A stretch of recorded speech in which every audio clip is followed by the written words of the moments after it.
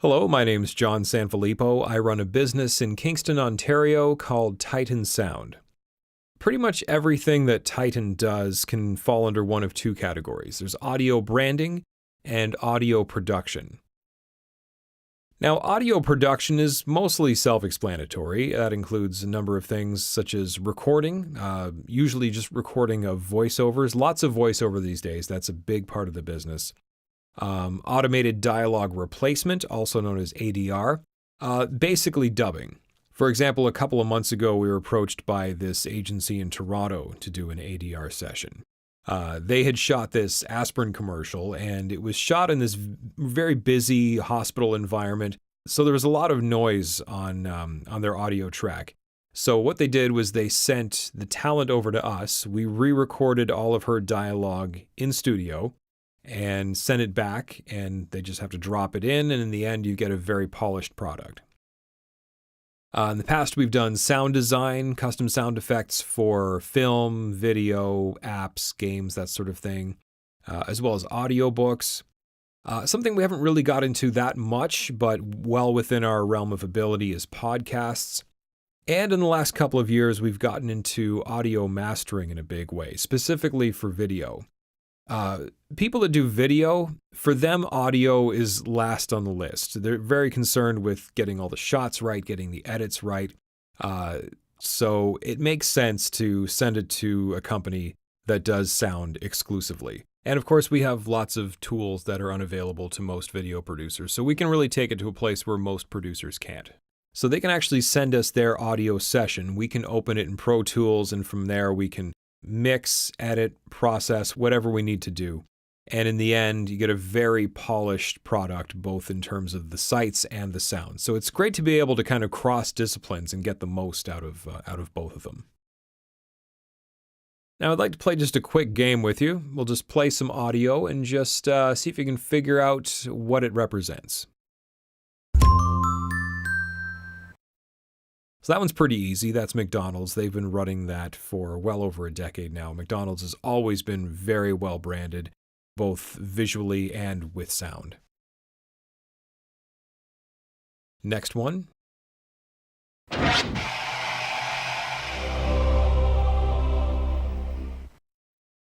And that, of course, is HBO. And just one more, a little bit harder. And that, of course, is Rogers. So those are all examples of audio branding. Specifically, those are audio logos. We'll talk about those in just a moment. Now, most people understand visual branding. You've got a consistent logo, you've got familiar colors, fonts, that sort of thing. My job is to take that existing brand and bring it into the realm of sound. Audio branding is tricky. In fact, working in the business of sound is very tricky.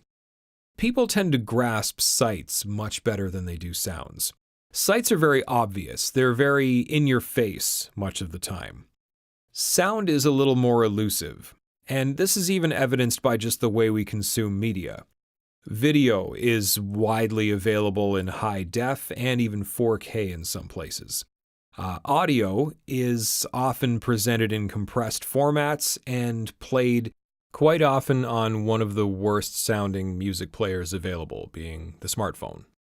So as a result, audio tends to be very much in the background of people's lives. Not always, but quite often. It's on while they're doing other things. They're driving, they're cooking, they're at work. And this isn't necessarily a disadvantage. It's just something that needs to be understood in order to reach people effectively.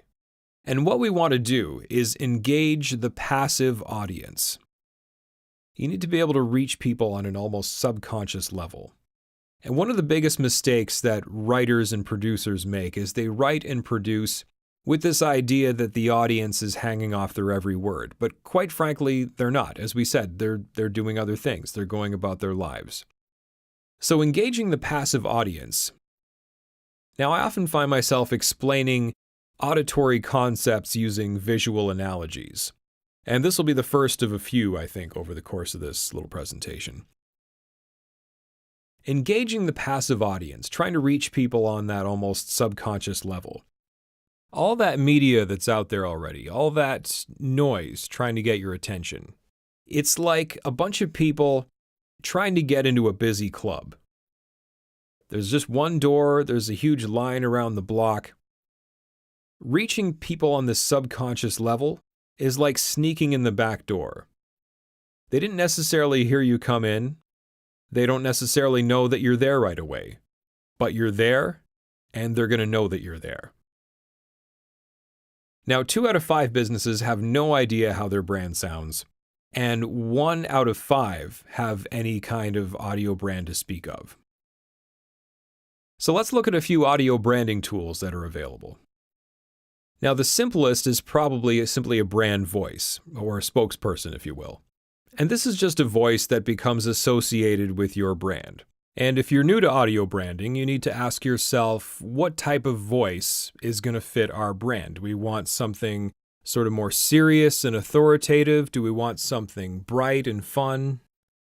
Now with Tyton, we've got about a couple dozen voiceover people available to us, and most of them are local to Kingston, and this is done very deliberately. There are certainly a lot of people doing voiceover work these days. It's very easy to find voices online. One of the disadvantages is the inconsistency in both performance and sound quality. Often you don't really know what's happening on the other end. There are no real standards for equipment. In the audio world, there's a lot of equipment that claims to be professional or studio equipment, but most of the time it doesn't really mean anything. So you never really know what you're going to get.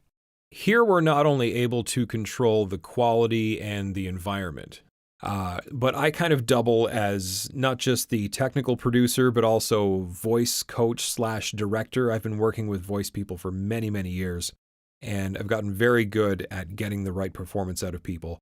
And worth noting, I also just have a relationship with all of these voiceover people. So I know what they can do, I know what I can get out of them, and I know what they're capable of. So if you need a certain voice, I'm able to say this person or possibly this person would do that very, very well. Musical branding. This is probably the best way to reach people on that passive level that we're talking about. And there's a couple tools we can use to do that. There's a jingle, which I think is pretty self-explanatory. It's basically just a song that brands your business. And then there's the audio logo. We heard a few of those earlier, which is basically just a jingle without singing. Now, musical branding is probably the best way to reach people on a passive level. It works very much like a hit song does now. Now, the music industry has undergone many, many changes in the last 20, 15, even 10 years. One way in which it has changed is back in the day, a song was played often because it was popular. Today, the inverse is very much true. A song isn't played often because it's popular. A song is popular because it's played often. And musical branding works the exact same way. It doesn't necessarily have to be catchy, it doesn't necessarily have to be in your face. It needs to be prevalent, it needs frequency. Because when it does, it becomes part of people's lives. It becomes part of the public consciousness.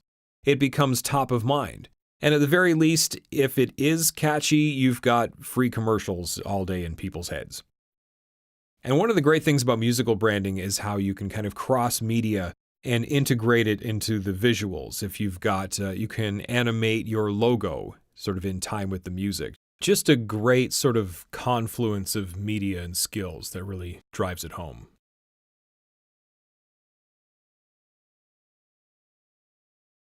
Professionally voiced phone elements. Now, this refers to pretty much anything that's not live. So that would include your auto attendant, on-hold messaging, voicemail greetings. And what we want to do is just make a bigger impression. To make a visual analogy, once again, if you have, say, a storefront or an office, you do everything you can to make it inviting, make it professional. Usually there's a friendly person there to greet people. If people call you, what are they going to hear? Are they going to hear a friendly voice that suits your brand? Or are they going to hear a receptionist or IT person who didn't want to do the recording? And the great thing about this is if you have existing audio branding elements, pretty much all of those elements can be incorporated into your phone system, whether you have jingle You have branded music, voice, whatever. And it's also a great opportunity to promote yourself as well and to extend your brand that much further. If you have to put people on hold, ideally, we don't ever have to put people on hold, but it is kind of a necessary evil. Eventually, we got to put somebody on hold. If we do put them on hold, what are they going to hear? Beeps are annoying. Silence is confusing. Some older systems might default to the radio, which might play an ad for your competition, so that's not particularly smart either. If somebody's on hold, let's assume they're on hold for about 30 seconds. That's the same length of time as a typical commercial. So why not use that time? If you've got their attention, use it. Promote yourself, educate them, talk to them, entertain them, whatever. And that's the other thing. You can get creative. There's probably things you can do with that 30 seconds that no one's ever even thought of before. Worth noting, 68% of people are on hold for more than a minute, and 73% of them won't do business with you again if their call isn't handled properly. So who needs an audio brand? It's not necessarily for everyone, but certainly worth considering and certainly an asset if you produce regular promo videos. Again, if you engage people over the phone on a regular basis, if you produce podcasts or apps, if you have some sort of public address, great to have a consistent spokesperson. And of course, if you have TV ads or internet pre-roll ads, definitely an asset, great way to integrate the sounds with the visuals. If you produce radio ads, this is basically essential. If your brand resides mostly in the visual realm, so you've got consistent colors, fonts, logos all across the board, none of that carries over into your radio ad. I don't know what it's like in other markets, but I know in Kingston there are many businesses who have advertised for years, some for decades, with no audio brand to speak of, which in my opinion, you're basically throwing your money away. It's like, imagine every time you did a TV ad, you would have to change your logo every time.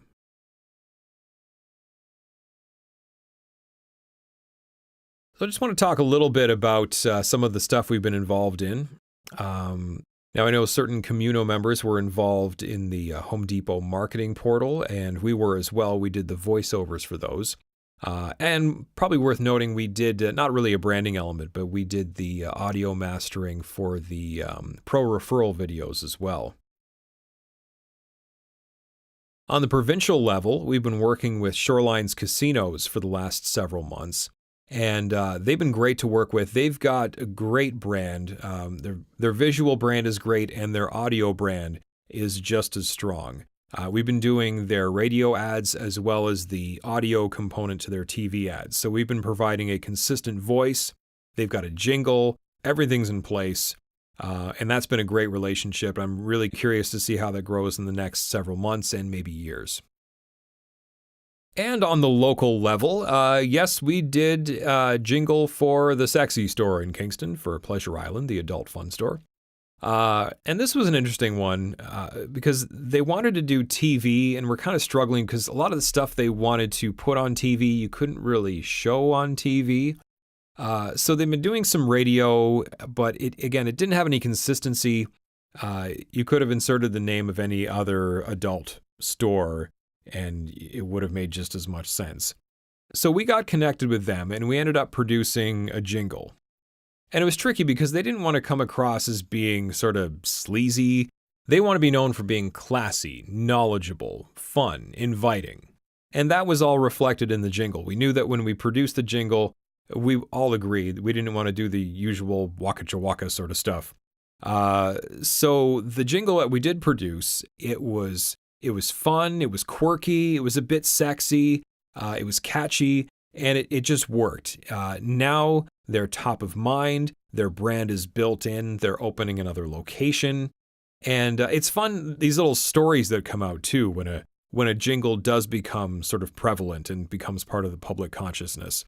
I was talking with the owner and she said they did a booth at a wedding show and she caught people walking past and singing and humming the jingle. There was a friend of mine who was mortified that one of her children was singing the jingle, so that was kind of fun too. So just a few notes about the process of working with Tyton. It's all pretty flexible, actually. We've worked with a lot of different companies and a lot of sort of stages of development. We've worked with some companies who had a very clear vision of how they wanted their audio brand to be. So in that case, we serve more as a producer and facilitator. And then there are other companies who have never approached this kind of thing before. And in that case, we can take more of a leadership role and really guide them to crafting their brand and figuring out how that's all going to come together. And if you are new to audio branding, what we can do is an audio audit. And this is where we'll look at all your media and find out where there's opportunity to brand yourself with sound or to improve sounds that already exist. We've always been pretty good at doing samples. Again, it's tricky working in sound because people don't tend to grasp sounds as well as they do sights. So it's much easier to not only just sell the product, but to really gain some confidence with the client when it becomes less this hypothetical thing and becomes a little more tangible and a little more immediate. So for example, in the past, we've had clients say, hey, we're not sure about this voice or this one. Could you give us some samples? And our voice people, they're usually pretty good. If we say, hey, would you mind just reading a few sentences? They're usually cool with just coming in and just giving a sample. And again, that just makes the whole process so much easier. And we've even done that with jingles in the past. Again, it's just so much easier to move forward when you've got a clearer idea of how this is going to play out. Now, worth noting with jingles, there is a contract to sign. It's pretty straightforward. It deals mostly with copyright. Now, one final thought. This is what I call the audio brand challenge. Now, when examining an audio brand or creating one, you need to ask yourself a couple of questions. First of all, is it going to resonate with the passive listener? In other words, can someone not be paying direct attention and still know it's you?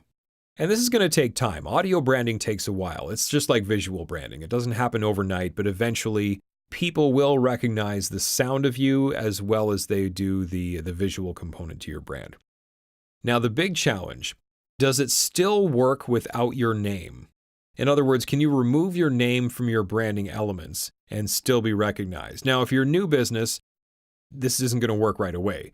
But if you brand yourself consistently and well and frequently, people will know it's you. They're going to know by the voice. They'll know by the music, the tone, just the overall vibe. They're going to know. Now again, visual analogies. The visual equivalent to this is taking a visual logo and simply removing the name. And we don't need to play the guessing game here. These are all pretty obvious.